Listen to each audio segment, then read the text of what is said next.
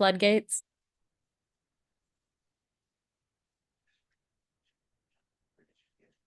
Good evening, everyone. As you start coming into our virtual space on tonight, we just want to say welcome. Welcome to our General Assembly preview session. We're so glad to be sharing virtual space with you. My name is Reverend Dr. Lakeisha Cook. I am the co-executive director at Virginia Interfaith Center for Public Policy. Thank you so much for taking the time out in your evening to join us so that we can share a little information with you about our legislative priorities for this upcoming session. I am so grateful to be joined by some of my fabulous colleagues, and you'll be hearing from them later.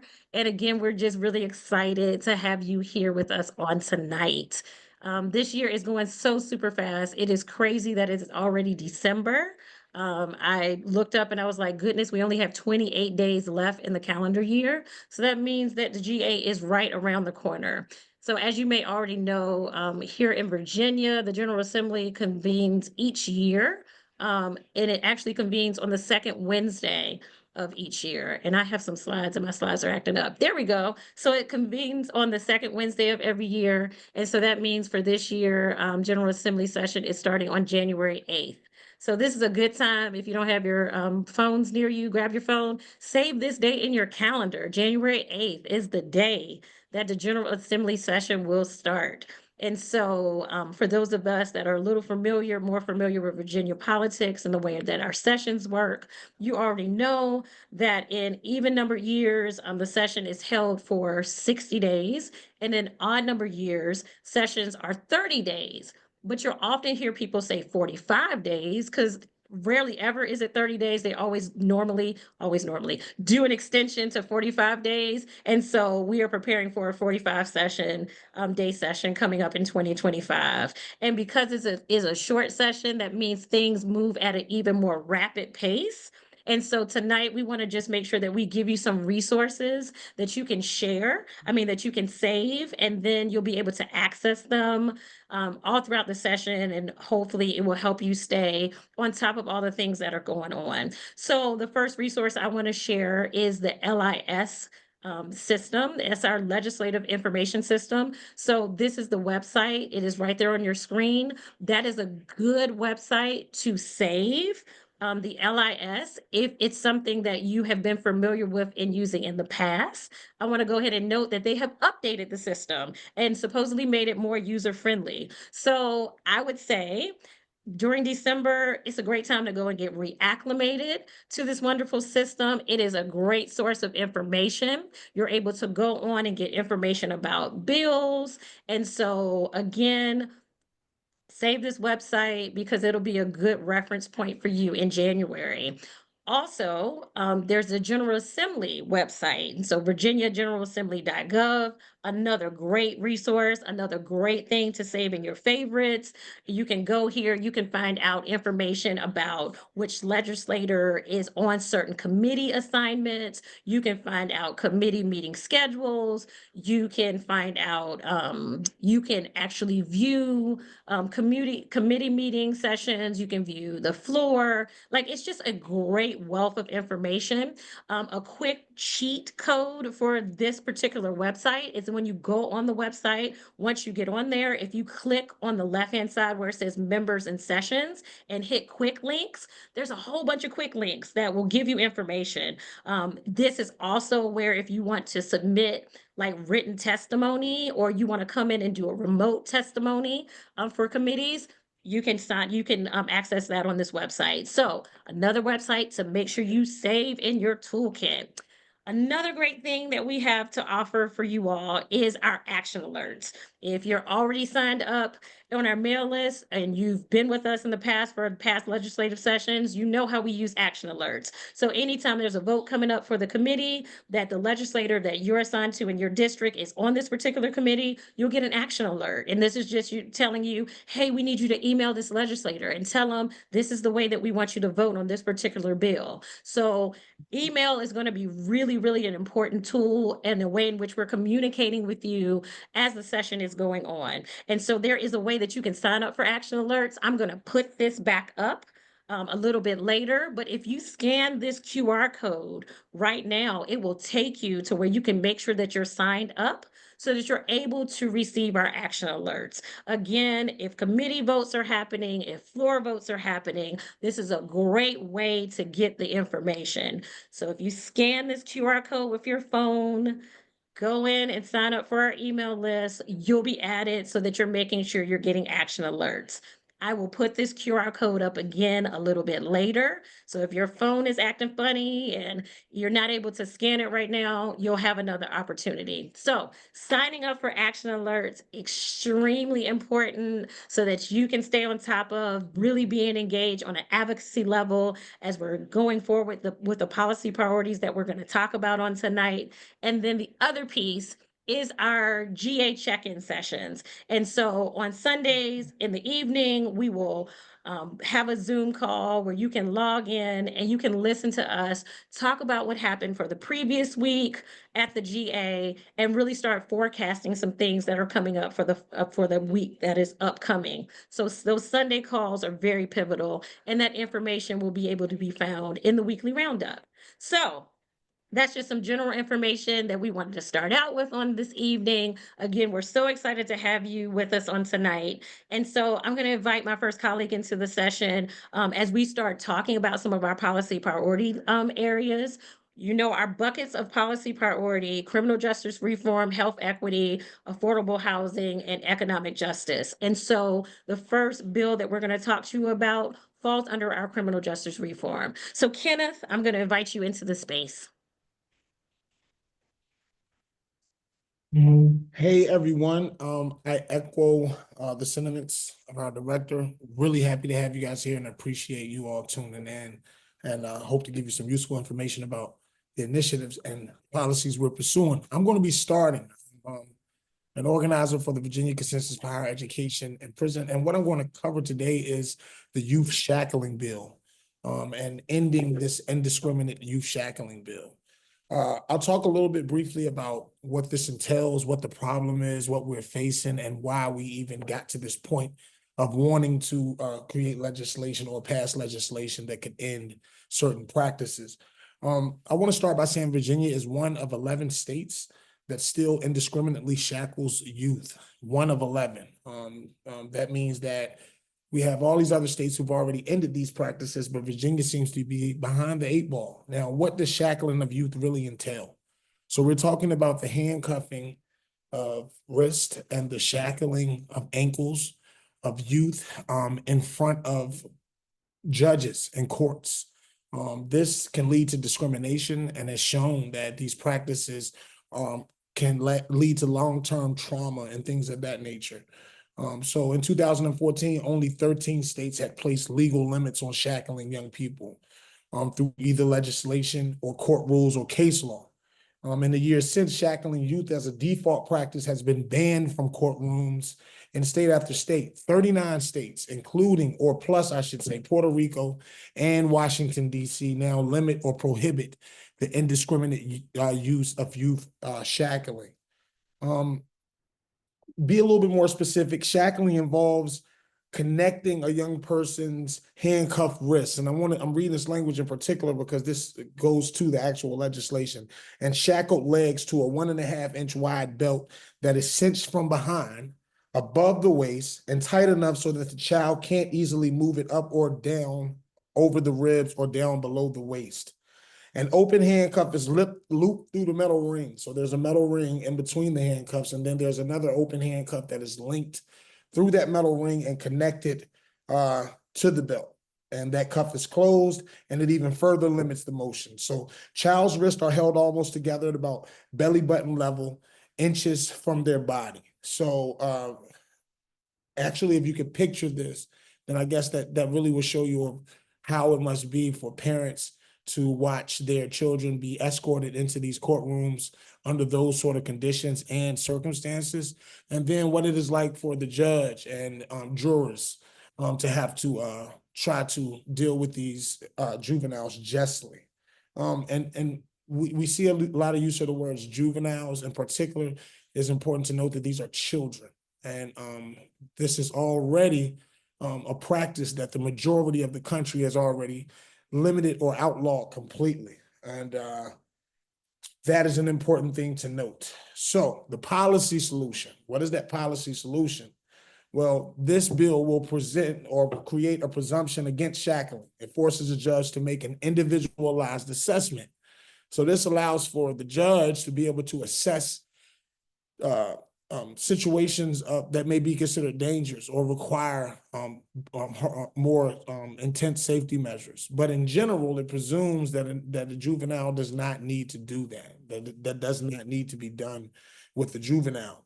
This is an amendment. This bill is considered an amendment, but what it does is it creates an entire new subsection to be added to section number 16.1-276.4. And as used in this section, instruments of restraint includes handcuffs, chains, irons, straitjackets, and electronic restraint devices. Instruments of restraint does not include an electronic device used for home electronic monitoring, which is sort of like an ankle bracelet. That will not prohibit the use of that. But it will prohibit the use of any of these metal restraints that give that appearance and also give discomfort and also lead to trauma later on in people's lives, kind of preparing them for this life of incarceration and being involved with the justice system. So, it's obvious that we need to treat our youth differently than adults, and that we need to give them that space to really rehabilitate or to recover from situations that they may have found themselves in. And we don't want to work against ourselves by treating them in a less than humane way. We want to protect our children. So this bill in particular will completely do away with, or should I say, severely limit the use of these restraints on juveniles, and it gives the judge the discretion to use it when necessary, but it will protect our children. And this seems to be a really good bill, Senate bill and House bill. And that's my spiel. Thank you so much, Kenneth. I saw a couple of hands go up from our participants. If you have a question, you can put it into the chat or use the question and answer feature if it's turned on your end. But Kenneth, thank you for that information on the youth shackling bill. Catherine, we're going to go ahead into your bill, presumptive eligibility. Welcome, everybody.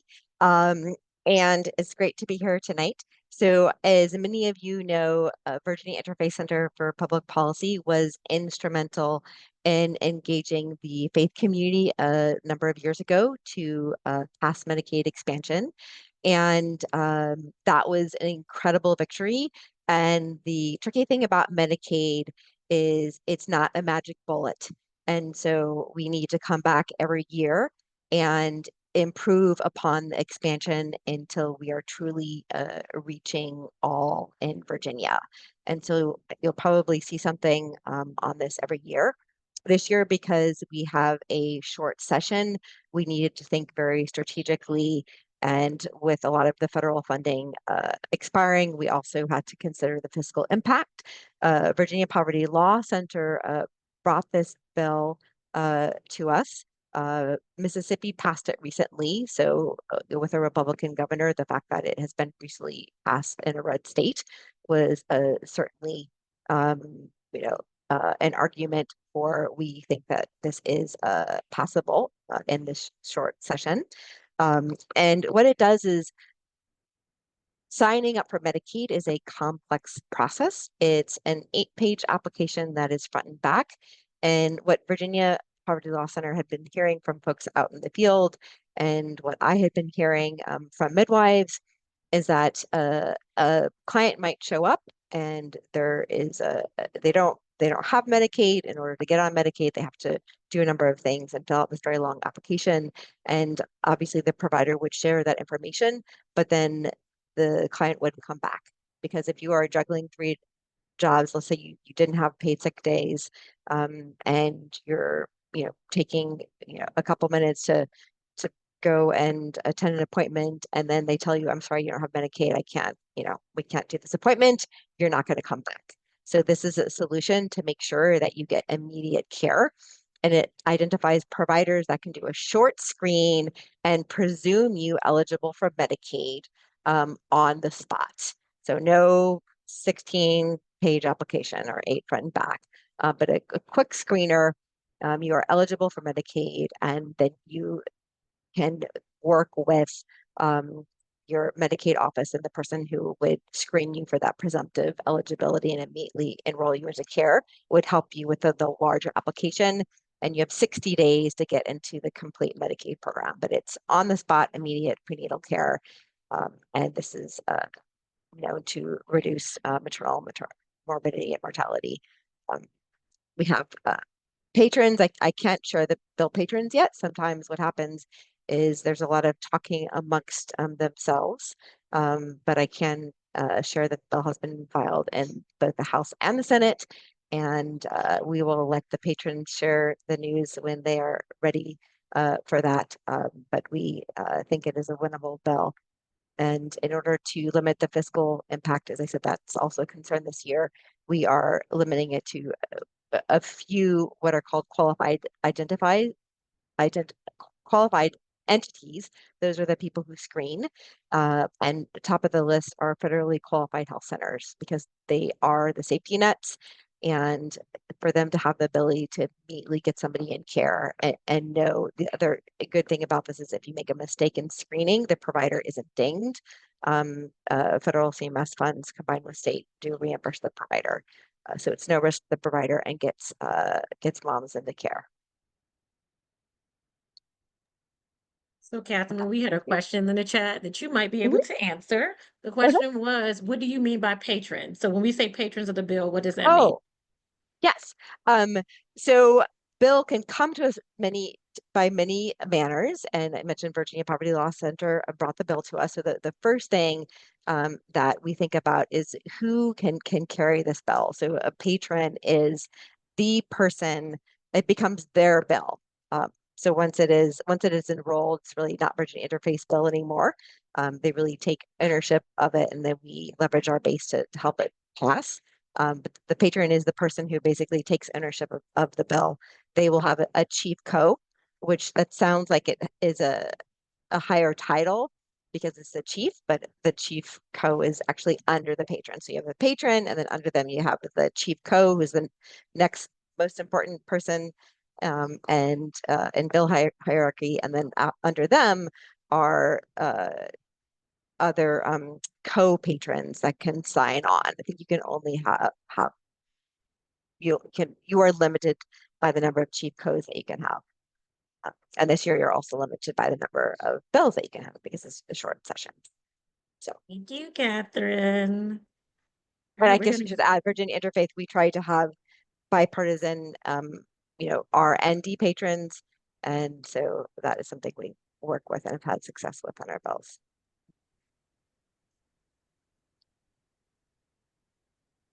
Hey, Terry.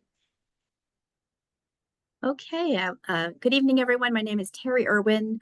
I work with Kenneth Hunter on an initiative called the Virginia Consensus for Higher Education in Prison. And just a little bit of background. So prior to 1994, when the Tough on Crime bill was passed, there were about 1,200 prisons in which there were college programs run by about 800 participating colleges across the country. But the Tough on Crime bill in 1994 eliminated eligibility for people who were incarcerated for the Pell Grant, which is what the students of these college programs had been using to pay their tuition. So from 1994 until 2015, the number of college programs dwindled. Actually, within 3 years after losing Pell eligibility, it went from 1,200 college programs to 7 in the country. So the Pell Grant has been a driver of college programs in carceral spaces in the United States. And in 2015, during the Obama administration, there was a pilot program launched called the Second Chance Pell program that allowed a smallish number of colleges, between 67 and 200 eventually, to implement college programs in prisons once again using the Pell Grant. In 2023, just last July, Pell Grant eligibility was reinstated fully for individuals who were incarcerated, as long as they met the very same income qualifications that folks on the outside who were getting Pell Grants also met. So the Pell Grant is really a need-based tuition grant made to students who meet pretty low income standards. Incarceration, having been a disqualifier for a long time, now no longer is. Most folks who are incarcerated meet those low income guidelines because frankly, you can't make very much money when you're incarcerated. So the Virginia Interfaith has had a real strong interest in advancing access to college programs throughout the Virginia state prison system. Currently, we have 11 prisons out of 45 at which there are college degree programs offered by 4 participating colleges in the state. We have about 100 colleges in the state. We have 45 prisons. We'd like to see a broader participation in offering college programs by universities and community colleges. And also we'd like to see universal access throughout the entire prison system for incarcerated learners to participate in college programs, get those degrees, so that when they get out, which 90% of folks who are incarcerated actually do eventually, we'd like to see them be able to pursue better jobs. So the bill that we are involved with this session addresses actually education in the carceral setting in the Virginia Department of Corrections broadly. It starts with addressing early literacy and scientific methodology for assessment of literacy skills and instruction of literacy skills, with literacy, of course, being a foundation for all academic activities and pursuits that come later. So we want to catch those folks who didn't get a great start when they were enrolled in school prior to incarceration. If we need to shore up some of those reading skills, this bill as a start would help to make sure that the best possible methods were used to try to do that. There's a part of the bill that also addresses adult basic education. Those are the kinds of skills that you're going to need to get your GED, which is a high school degree equivalency if a person hasn't already gotten that. So there are parts of this bill that would address expanding opportunities for people to get early educational support, creating a pipeline to that moment when they would be eligible for college enrollment. And at that point, we'd like to make sure that those college programs are available. We know that right now, out of about 24,000 people who are incarcerated in the Virginia Department of Corrections, that 62% of those individuals already have their high school equivalency or a high school degree, either the GED or the high school diploma, and that means they're college eligible. So 14,000 Virginians who are incarcerated are college eligible right this minute. We'd like to see access to college programs expanded. At the moment, only about 600 incarcerated individuals in Virginia are able to take advantage of college programs.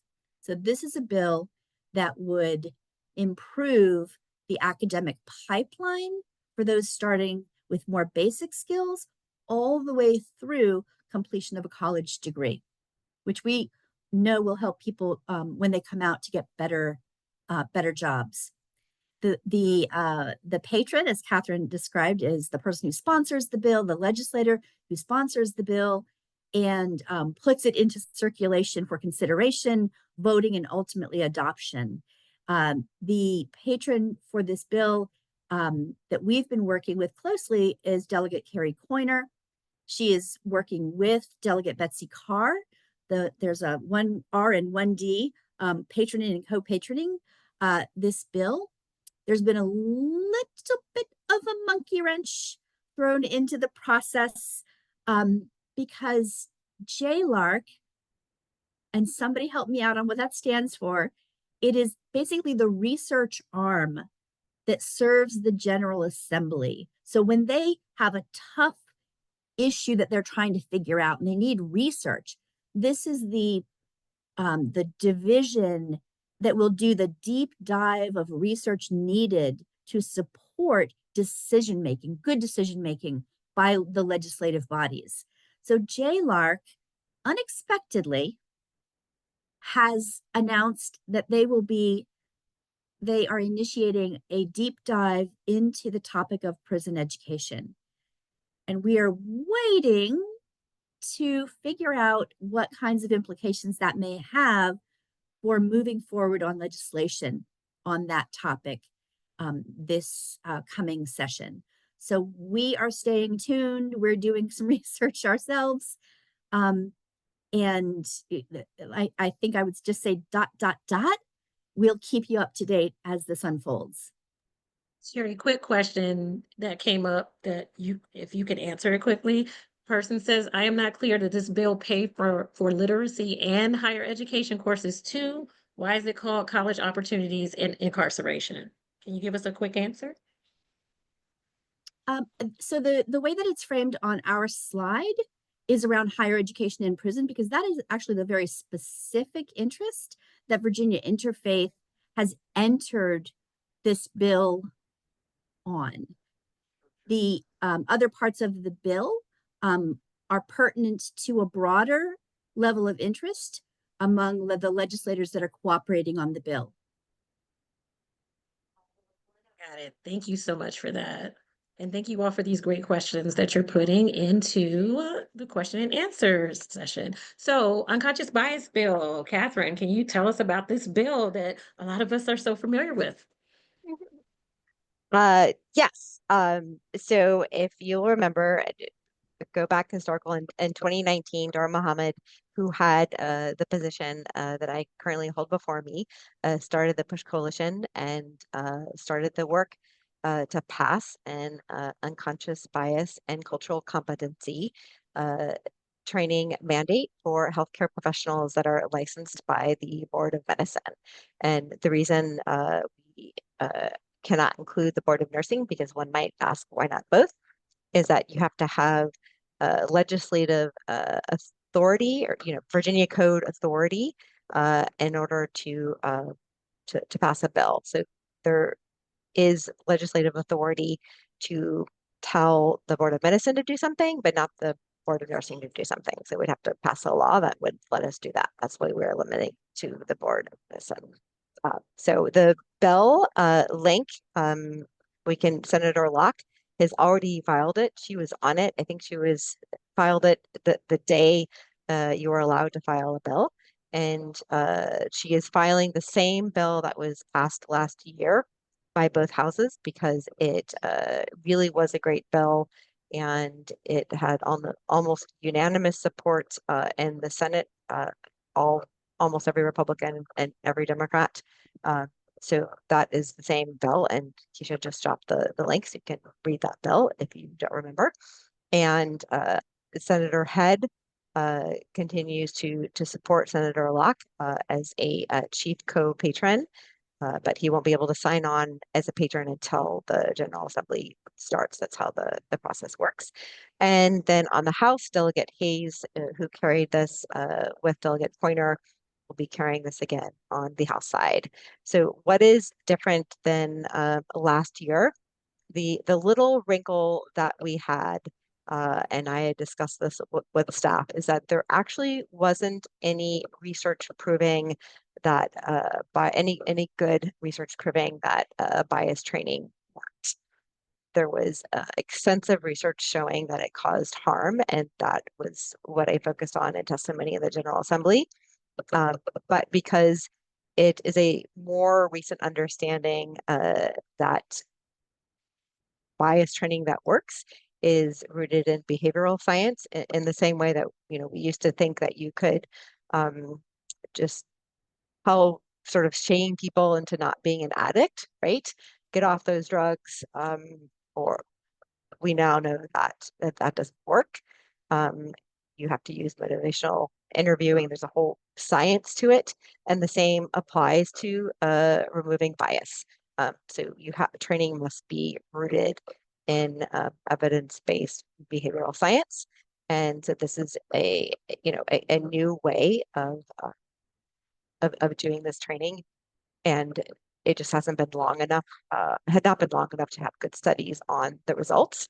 So during the General Assembly last year, I had worked to try to find somebody who was working on a study and was led to scientists at the University of Minnesota who work with diversity science, and they are working on what will become journal articles. And I asked if they could do a report for us in the event that the bill did not pass last year, so that we would have it ready for 2025, and we could use that as proof. And we got that report, interestingly enough, on November 5th, the final copy, so of last month. And 40,000 people took this training, 40,000 healthcare professionals, because there's also some research that it works with med students, but people really want to know that it works with healthcare professionals. So 40,000 folks, and anybody who's interested, I could send you the report if you need to convince somebody who is not yet sold. And the neat thing is they did a 6-month follow-up, and over in the high 90% of practitioners reported that it improved their relationship with patients. It changed their care. So we now have evidence. The Cleveland Clinic was involved. So if you're familiar with the Cleveland Clinic, if the Cleveland Clinic is put their name behind something, yeah, it works. So that is the big change. And then also this past month, November, the Joint Commission on JCHE, Joint Commission on Healthcare Committee, which is House and Senate, and they have really good nonpartisan staff that does research. They researched ways to improve sickle cell treatment in Virginia, because this is a population that is being left behind. And one of the recommendations was to mandate unconscious bias training. So we also now have a nonpartisan legislative affiliated body that is saying this needs to be done. So those two things, I think, put us in a better position. And we are people of faith. That means we are people of hope. And and then the other thing I will add is we've been having a lot of conversations in the community. So I would encourage you, Keisha, if you want to drop the link in the chat for a movie called Everybody's Work. And in a very including, I think, approachable way, it helps people understand why bias is a problem, the disparities when it comes to how particularly Black people are treated in healthcare, and how having these conversations can shift care and ultimately shift outcomes. So I would encourage you. It's December 12th next week. It's an hour. Sign up and join the conversation, and I think it will help you have conversations with friends who might be struggling with how bias influences care.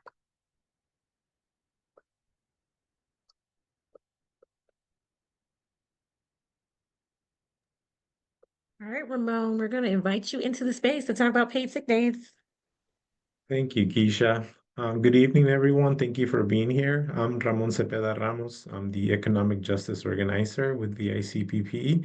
I've been here for about 3 months, and I'm really excited to be part of this team as we prepare for the next General Assembly. I want to talk about paid sick days. This is one of the issues that I focus on in the Economic Justice Program. This is a bill that we're continuing to work on, because paid sick days is an issue that affects particularly low-wage workers in Virginia. There's an estimated 41% of private sector workers in Virginia that are not covered, that don't have any paid sick days or paid time off. So they have to choose between taking a sick day or going to work sick, or sending their kids sick to school, if they don't have the option between making money that day versus taking care of themselves. So unfortunately, this is the big issue that affects working families. And as you all might be familiar, with our work in the past. This is a bill, an issue that VICPP has been working on since uh, at least 2020.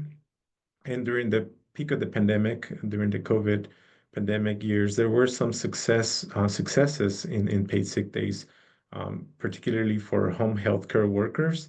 Those were some small victories that we achieved thanks to your support, to the work that we do. But unfortunately, there's still a lot of workers who can't take paid sick days. And so we've been working on this bill. Last year, as you might recall, there was a bill that the patron delegate Ward put forth in the House, and there was a different version in the Senate that the patron there, Senator Serville, put forth, and um, they were not successful, but those bills were carried over to this next General Assembly session. And so we've been working with the patrons, particularly Delegate Ward, because we would like to see a similar bill. We believe that's the strongest bill. It would cover all workers in Virginia to get paid sick days. And we would like to see a similar bill in the Senate.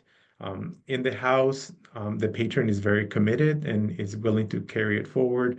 But in the Senate, we haven't had as much luck, but we've been focusing on a few good potential patrons, but we have to do a lot of work to convince different members in committees, for example, the Finance and Appropriation committees where the bill is at, to support it, to help it get out of committee and to move it forward.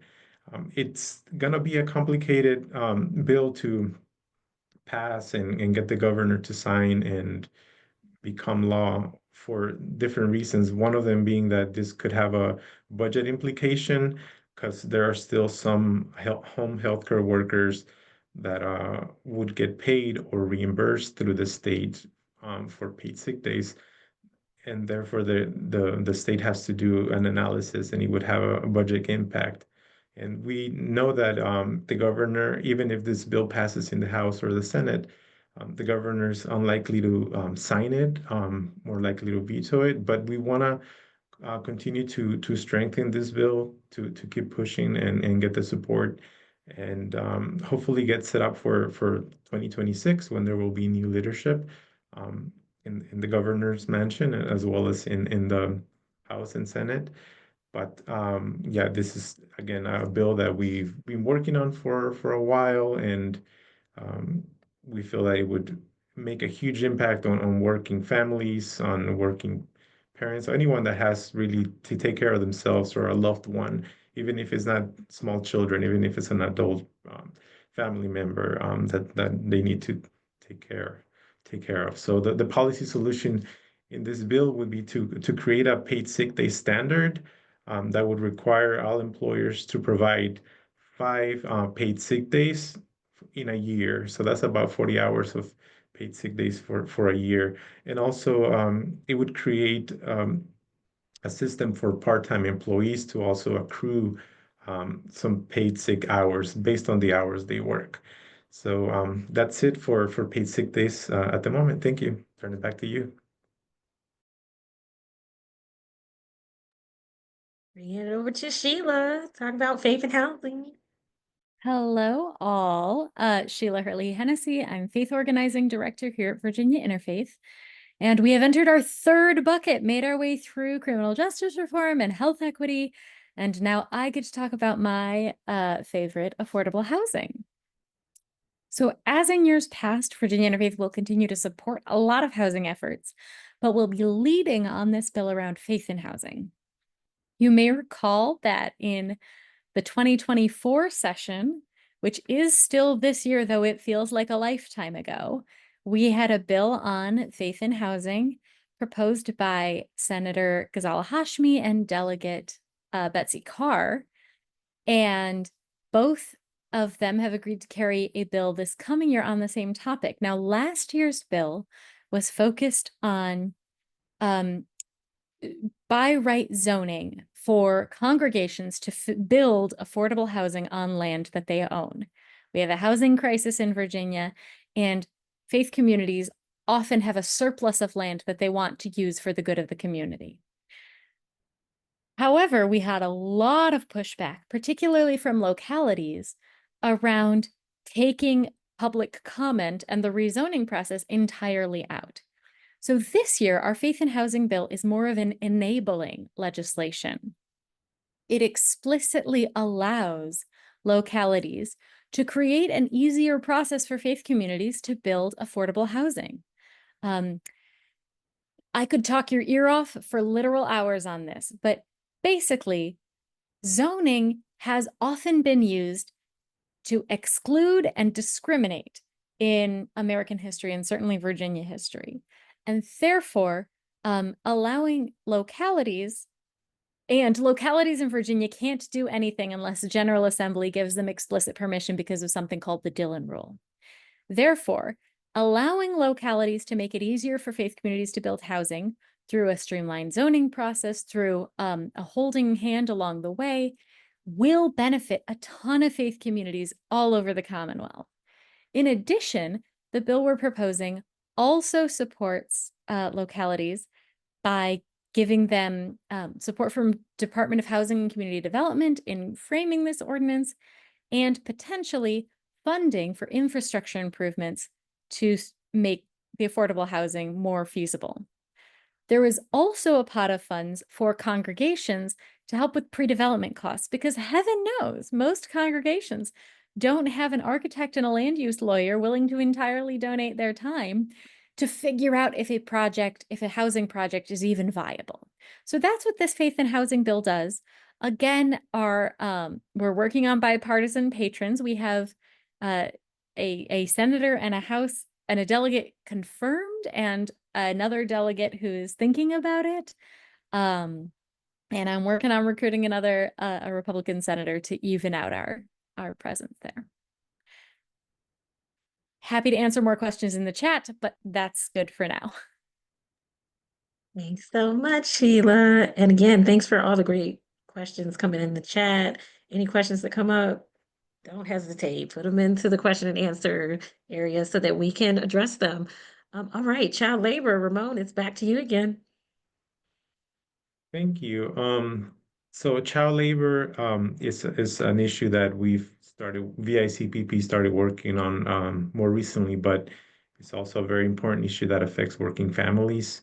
As some of you might have seen last year or earlier this year, VICPP published a report titled The Rise of Child Labor in Virginia. And in it, we were able to document and show how child labor violations have more than tripled between 2021 and 2022. This is the most recent data that we were able to get from Department of Labor and Industry through a FOIA request.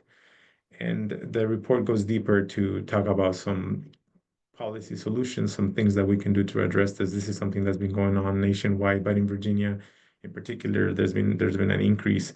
And last year, as you all might recall as well, we had a successful bill, child labor bill, and that passed. And this was Delegate Siebold, and that bill that passed was to increase the amount for child labor violation fines, just increases the amount that an employer has to pay.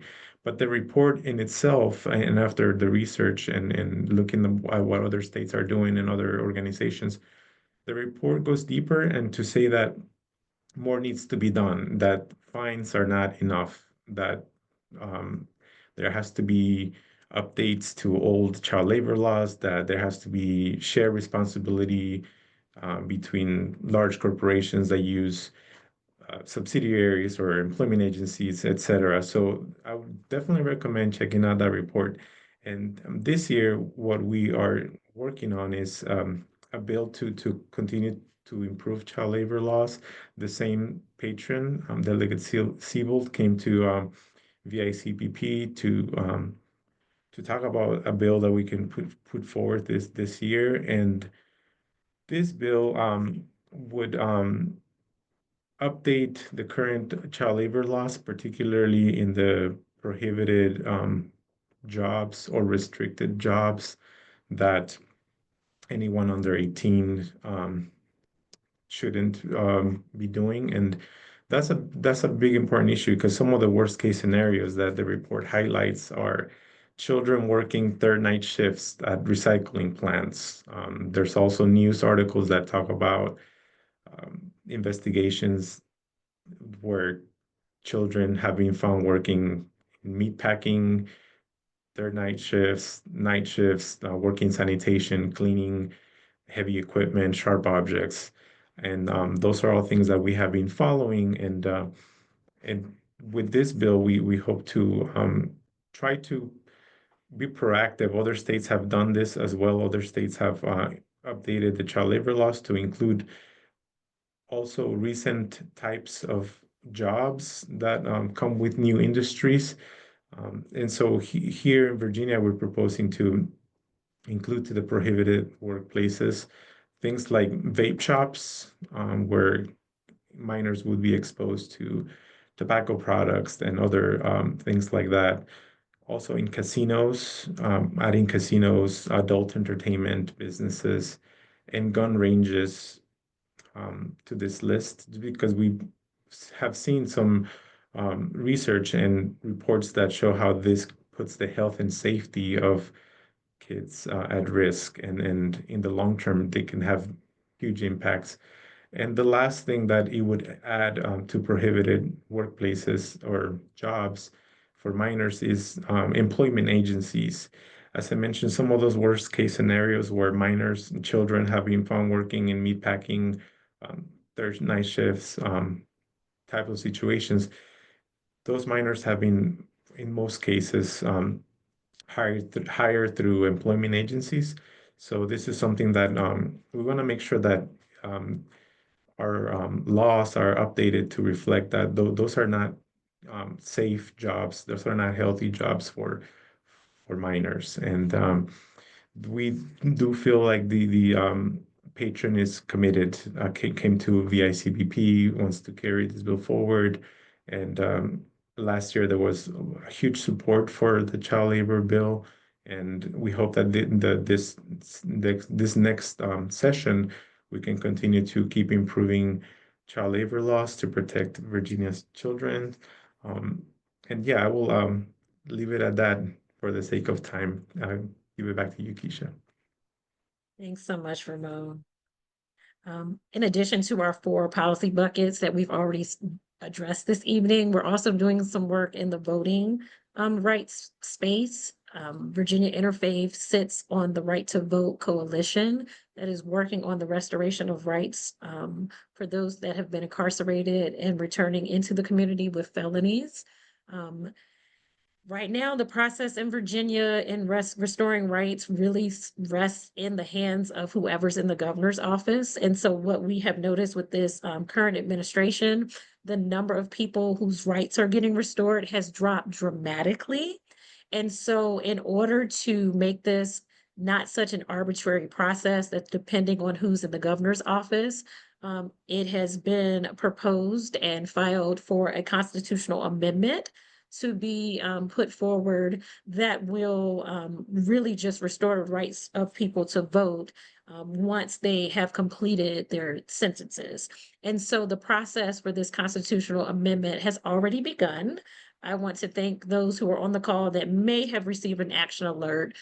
We actually had a Privileges and Elections Committee meeting on the House side a couple of weeks ago, and the constitutional amendment was able to advance through the House committee. The reason they were able to do that a little bit earlier is because this was something that was carried over from the session in January.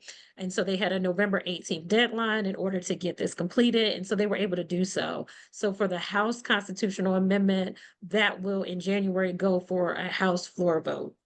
For the Senate version of the constitutional amendment will actually have to first go through Privileges and Elections Committee. And then once it goes through that committee, then it will go to the full Senate floor for a vote. With the constitutional amendment, what ends up happening is it has to go through the General Assembly twice. And so this would be year number 1. After it goes through this year, it will have to go through the same process next year, and then it will go on the ballot for the people of Virginia to vote on. So that way, it doesn't have go through the risk of possibly getting vetoed, because that's just not the process with constitutional amendments. But to amend the Constitution is quite a lengthy process, because it's not something that happens very often in the Commonwealth. And so we're excited about the possibility that this particular constitutional amendment and how many lives will be impacted by it. We believe that everyone should have the right to vote, particularly those who are coming back, those Virginians that are coming back after having completed their sentence. They should automatically get a restoration of voting rights. So we would love your support on that bill. So now another bill, Sheila, if you could come back in and talk about our other voting bill that we are working on. Absolutely. So as Keisha just said, we believe everyone deserves the chance to vote, every eligible citizen. And so that means that you may have heard a few months ago about the governor's executive order to increase the pace of voter removals from the DMV. Basically, when folks sign up for a driver's license at the DMV, they one of the many questions on the application is, are you currently a citizen of the US? And check yes, check no. You can, and people were being taken off the voter rolls because they had checked no on that checkbox and were on registered to vote. However, you can imagine a circumstance where a person with a green card gets a driver's license. They accurately say, no, I am not currently a citizen. 3 years later, they naturalize, they become a citizen, and then register to vote.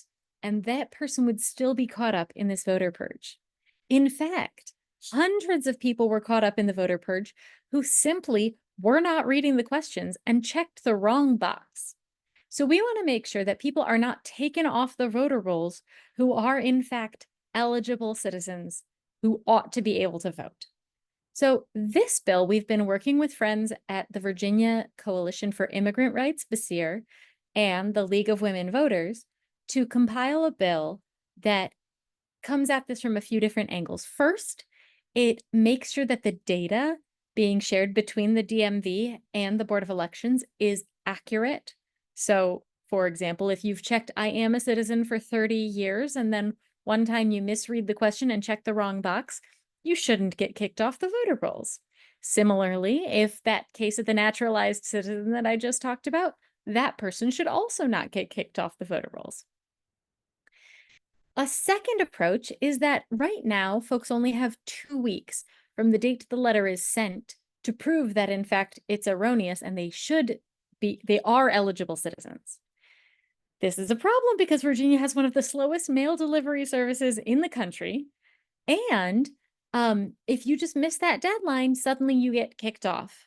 So we want to expand that deadline. Instead of only having 2 weeks, instead of making it 14 days, it would be 28 days for people to respond. Finally, sometimes the Board of Elections has not just your mailing address, but also an email address or a phone number.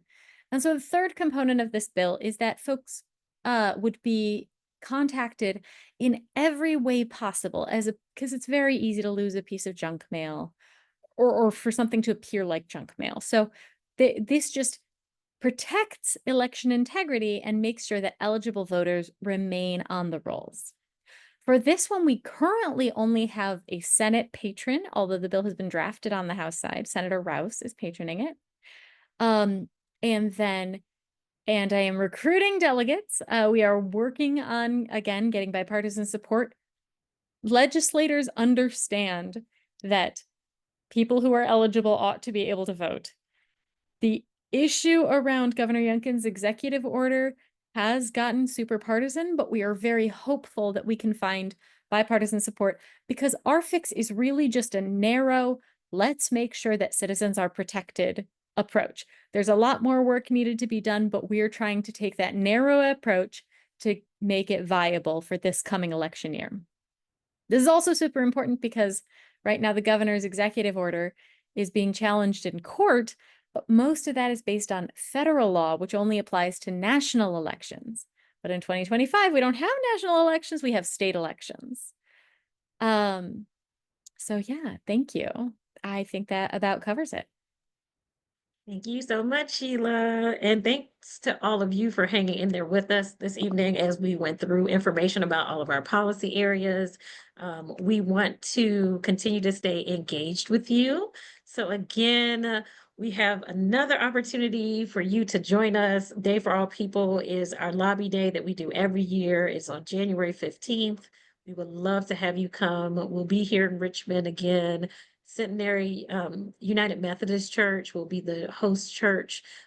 So it'll be an opportunity for you to meet with your legislators, talk to them about these policy priority areas, talk to them about other things that are on your heart, and also to get more information about these bills through some wonderful workshops that we have planned. And so the QR code is on the screen. I believe we've also probably dropped it in the chat. So if you want to register for Day for All People, we would love to have you here in Richmond, Virginia with us.